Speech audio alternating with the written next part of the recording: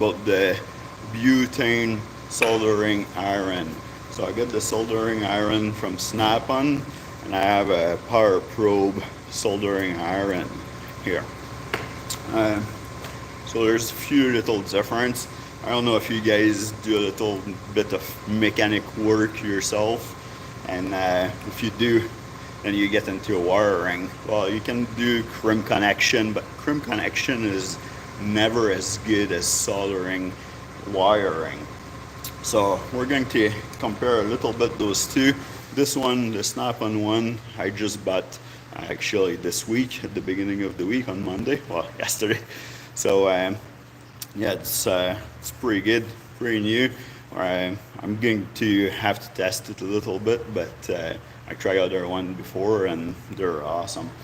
As for the power probe soldering iron, I got this one for probably, I would say maybe 10 years, 10 to almost 15 years.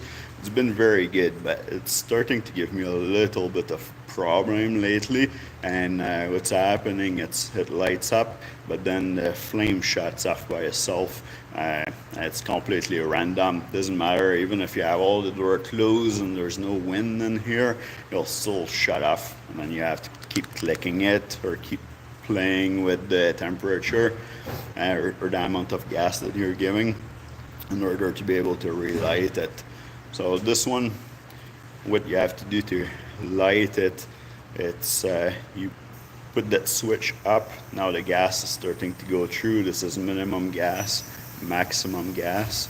So usually I put it about in the middle, and then you're just gonna click this button here, and now you're going to see it's starting to turn red, and it's going to start heating up the tip. They get pretty hot, but we're going to get into the stats in a second. As for the Snap-on one, this one here is even more simple. So you're grabbing it, and then you're just going to click it forward, and now you can see it's already red, it's already fired up. And then when you want to shut it off, just push it backwards like this. So we're going to compare the two, the steps for the two.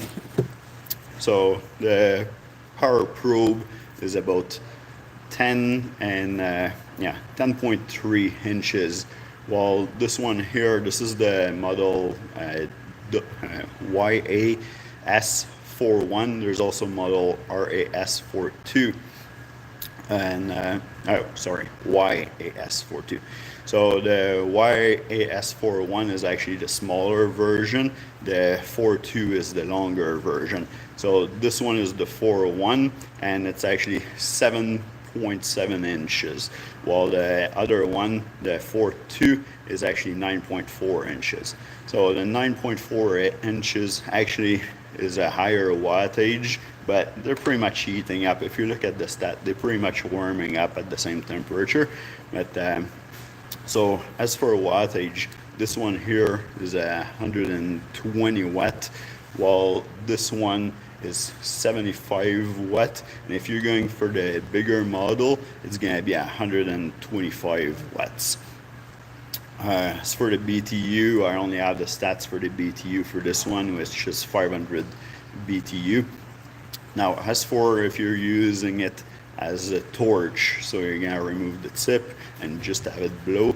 As for the torch, this one is actually 2,500 Fahrenheit, while this is going to be 1,157 Fahrenheit, and it's the same for if you have the 42 model.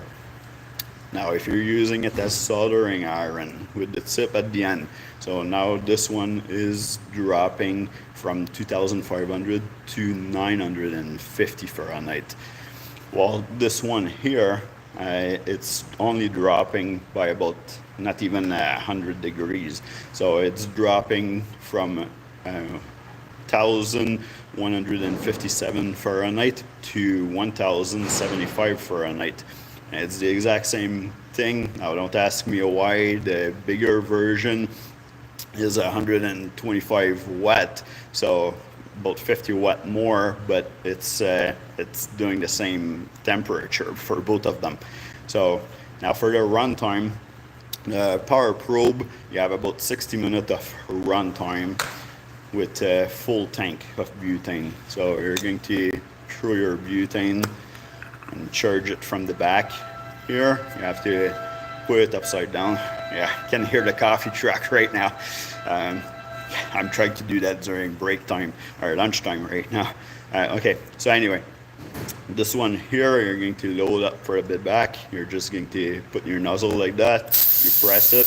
Now it's already full. That's why you're hearing this. Press it until there's some gas that they're releasing around here. Don't worry, there's not enough gas. It won't hurt your hand or nothing like this. And it's going to be the same thing with the snap-on. You have to load it from the back. I already filled it the other day, so yeah, you can see the fluid coming out a little bit, so it's full. So the neat thing about compared to from the power probe to the snap-on one is this one, you have no idea when you're going to run out of fuel because you don't see how much fuel you have in there at all. Well, the snap-on actually have a little window here. You can see how much fuel you're having. So for the snap-on, comparing the two version, because it's longer for the YAS 4.2 compared to the YAS 4.1, the whole head is the same. So really, the 2-inch that you're almost 2-inch that you're getting longer, it's just for the tank to have a longer runtime. Now the 4.2 comes with lots of accessories, but it's way more expensive. In Canada, it's about $300 for it. Well, this one here, I then came with no accessories, only the tip that you're seeing here and the cover. And this one cost me $130. So really, for me, for the runtime, it wasn't worth it to have like a couple $100. Plus, I barely change the tip all the time because I'm only soldering like little wires like this here. So and in between like 10 and 14 gauge. So I don't really need a tip that's really bigger than this. Now, if you're wondering which tip comes with the YAS 4.1, this is actually, I think it says a 32, 332 tip, so it's fairly small. While the power probe actually came with lots of different tip. But I'm gonna tell you, like over the years, those tip actually wear down just because of doing the heat and all this. But it was actually coming with a whole box of accessories. So I had different tip in here. I was using that the point before, and as you can see, there's like almost nothing left on there. I think a pencil is going to be a little bit bigger than this, so there's like no meat left on here. Now the issue that I find with power probe is power probe don't let you buy it directly from them. Well, Snap-on don't let you buy it directly from them too. You need a Snap-on truck, but power probe deal with Snap-on.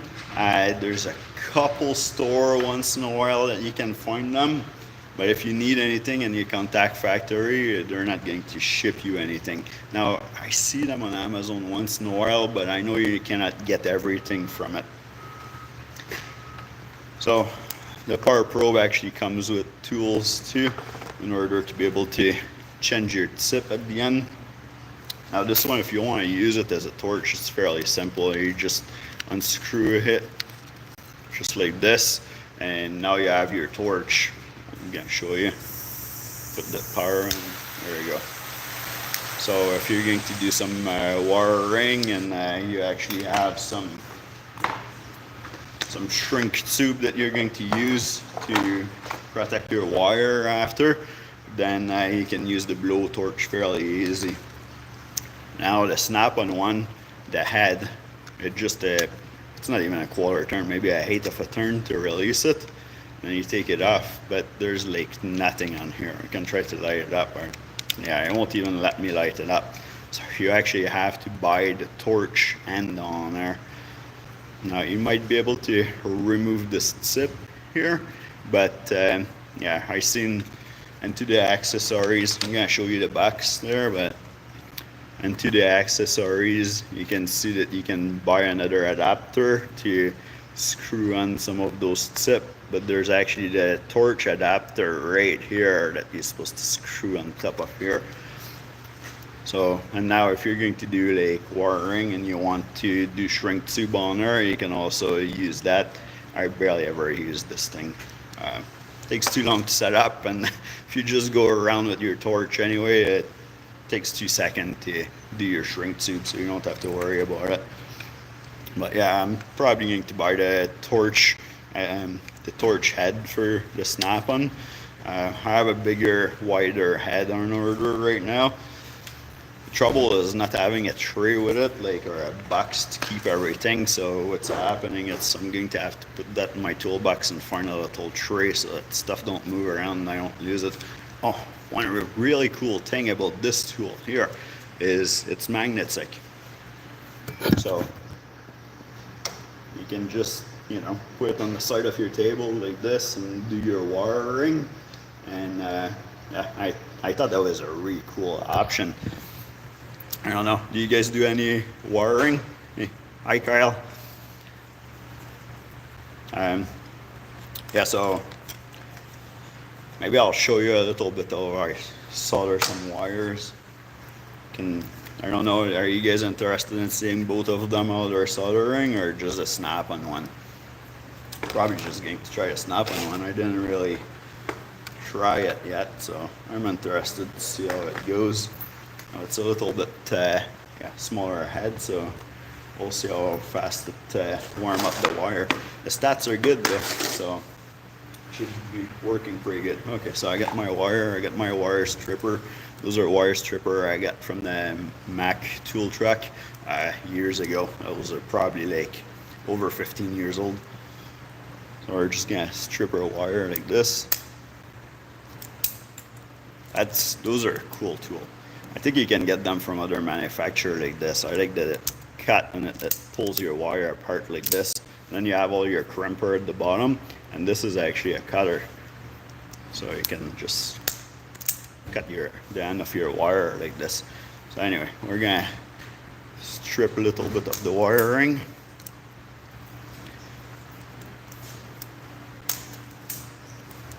Probably strip the other one on the other side, and we'll just loop it and do a solder like this.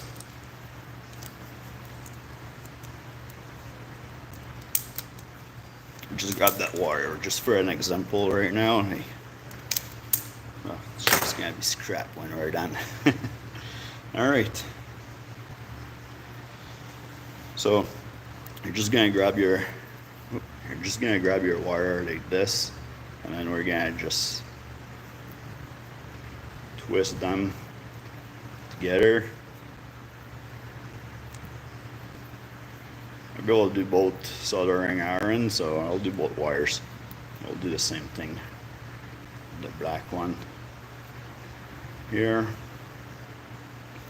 Now, if I would be like doing it in a truck right now, I would have put some shrink tube on top of it first. But yeah, you know, it's just an example for now, so we're not going to bother with that.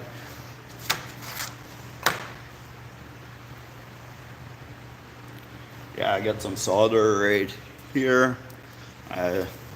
Not sure what size of solder is that.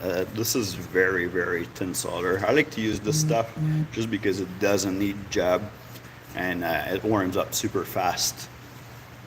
And then I also got some acid paste there. So if you're going to work with older wire and they're not clean like this, it's very good to have the acid paste on there. If you have the acid paste, it's actually going to you know, remove some of the corrosion on top of your wire. Now you should strip it until there's no corrosion left, because you don't want it to rot underneath the casing. But so anyway, and the acid paste too, as it melts, should you wear a glove for that? But anyway, I'll go wash my hand in 2 seconds. So the acid paste here, as it melts on top of the wire, it actually suck the solder into it and spread it nice and evenly. Alright, I'll just grab a rag, wipe my finger. Now, like anything in the state of California, I'm not from the state of California, but like anything from the state of California, they put warning on everything. It's gonna give you cancer. Don't put that in your mouth. Alright, so now we're gonna do some soldering. I'm just gonna put my glasses just in case there's a little bit of solder that splash. You should try not to break the fume, so you usually, want to do that in a nice open space or in your garage at home or something like this. Okay, I'm gonna move you guys down a little bit so you can see what's going on. Maybe a bit closer. Okay. So we're just gonna do the snap-on one first. So we're gonna light it up. I like how fast it lights up. 2 seconds and it was already like light up, nice and red. So we're gonna see the first solder is melting from it already.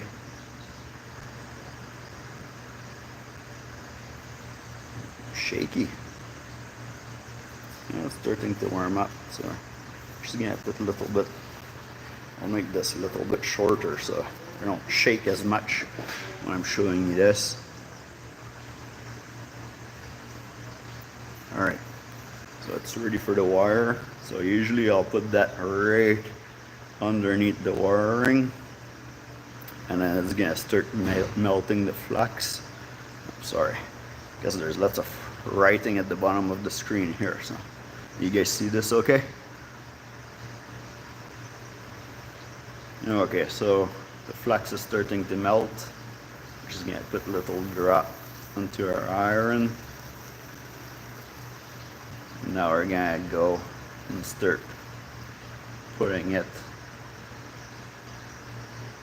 onto the wiring.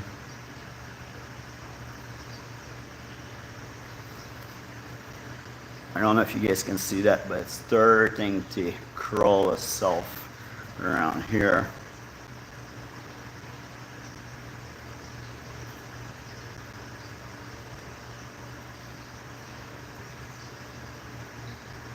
It's all changing color right now. It's nice and silver. Just like this.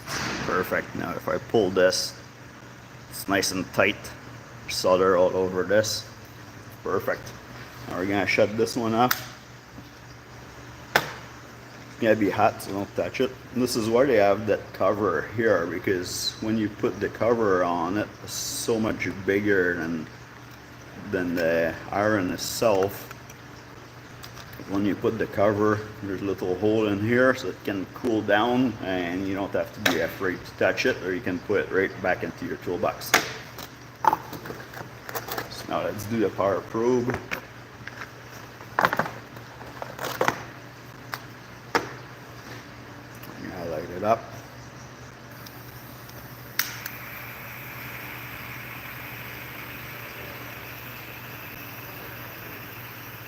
Alright, try to move the wire so you can see that.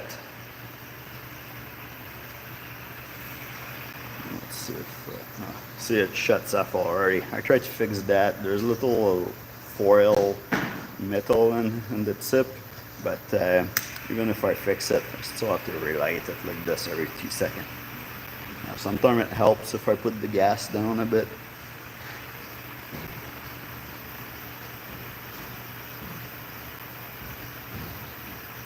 Just have to wait until it gets warm enough. Of course it's warm enough, but it shuts off on us again. There we go. Okay.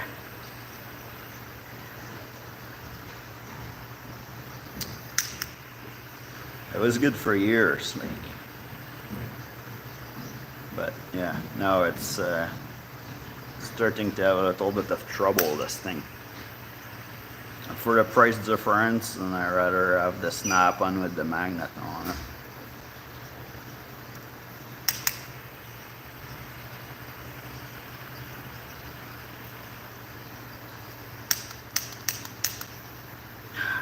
course it won't work.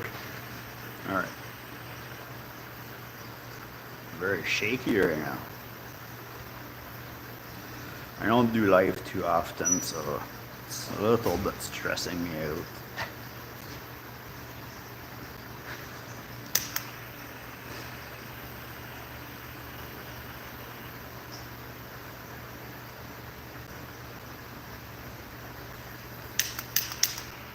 Well, this is exactly why I replaced this one, because it's being a pain in the butt.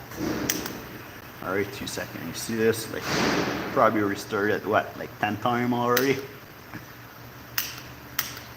Now I really like the butane one. You won't have this much trouble if you're doing like, you know, if you're gonna use a wiring one, like one that you plug into the wall, but sometimes I have to go work outside and fix stuff on booms and all this stuff, so it's very nice to be able to bring this around with me.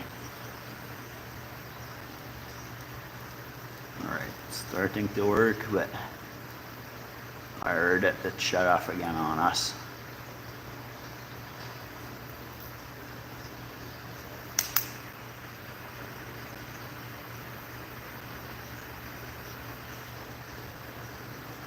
Well, I think we're gonna call it quit for this one there. I don't want to keep you guys on here watching something that doesn't really work that good. The solder's starting to crawl on there, but I have to restart that every 2 seconds. Alright, just gotta cut it off. I'll show you what it did so far. So, yeah, so far we did a little bit of the back here. So it was starting to crawl, but yeah, the snap-on one did a very good, clean job. So with this one, you can make it so it's as big as the wire, and then it won't be a big bulge when you're doing your wiring. Now with the snap-on, right now, I'm just, because there's no blowtorch adapter on it, I'm just going to use my torch adapter, my torch like this. So this one here, you can control the amount of fuel on the back here. You have to, there's a lock for the trigger. You just push it down and press this. Now if I let it go, it'll shut off. So what you do is you press this and then you lock it up. We're just moving it like this. Like that you can work on your wiring or anything like that, or your shrink tube, and you don't have to keep holding the trigger.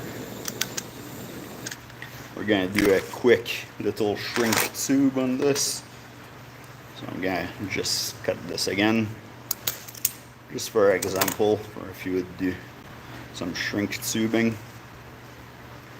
So we're gonna put shrink tube on top of this one. Now shrink tube have lots of different sizes, so usually you want to try to match something that's a little bit closer to the wiring that you're going to do. So of course this is going to be a bit big, but you want to be able to go on top of your solder. So it'll go on top of the solder. Usually I would cut that too, like we don't need to have that big piece, so maybe we'll do that with those pliers for now. Okay. We'll have to test. After I get the other tip, then we'll have to test the snap-on one with the blowtorch and see how it goes. But so now you're going to press it, start your torch, lock it up, and we're just going to go around and it shrink. And this is like a dual wall, and a dual wall shrink tube actually have some glue inside. So as you're going around, you'll see a little bit of liquid coming out, and it's actually the glue that is sealing everything so that there's no moisture that can get in there. So this is the perfect way how to do your electrical. If you do a contact like this and solder it good, then you know, it should not have any rot going in there. As long as your wire was clean before, it shouldn't have any rot happening underneath that shrink tube. and it's going to be like perfect current going in here. Shouldn't have no problem. Now if your soldering iron sucks like this one here that I'm replacing, and it just did little ball of solder around, this will end up causing trouble down the road, so I wouldn't use that. Now you can do a little bit of solder with this, but what's gonna happen is you're going to kind of burn all the casing of the wiring around it, so it won't be like as good and it won't be as pretty because you're probably going to get bulge of solder all over the place. But anyway, what do you guys think of that Snap-on one? I think it's a great update. Great upgrade, I mean. All right, well, thanks guys for stopping by. Just glad I could show you a little something here. I have a lot more tools that I can do reviews on. If you guys are wondering about any tools or how to do something, just ask me. I've been a mechanic for over 20 years now. I'm 310T Red Seal mechanic. I work on transport truck. I've been working on buses before, like street sweeper, you name it. I even work on garbage truck before, so I got a pretty versatile background here.